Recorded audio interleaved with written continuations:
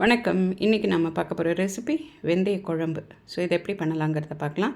ஒரு கடாய் அடுப்பில் வச்சு 1 டீஸ்பூன் நல்லெண்ணெய் விட்டு 2 டேபிள் ஸ்பூன் துவரம்பருப்பு, 1 டேபிள் ஸ்பூன் கடலைப்பருப்பு, இதை ஒரு 2 நிமிஷம் நல்லா வறுத்துக்கலாம். இது கூட வெந்தயம் 1 டீஸ்பூன், 4 காஞ்ச மிளகாய், அதையும் சேர்த்துட்டு பருப்பு கோல்டன் கலர் ஆற வரைக்கும் வறுத்து அடுப்பை ஸ்விட்ச் ஆஃப் பண்ணிட்டு பவுட்ரு பண்ணிக்கலாம். நெக்ஸ்ட்டு ஒரு கடாய் அடுப்பில் வச்சு 2 டேபிள் ஸ்பூன் நல்லெண்ணெய் விட்டு 1/2 டீஸ்பூன் கடுகு பொரிஞ்ச அப்புறமா புளிக்கரைசல் 2 கப்பு, இது கூட 1/4 டீஸ்பூன் மஞ்சள் பொடி, 1/2 டீஸ்பூன் பெருங்காயம், 1/2 டீஸ்பூன் உப்பு. ஸோ இதெல்லாம் சேர்த்து நல்லா கலந்து விட்டுடலாம்.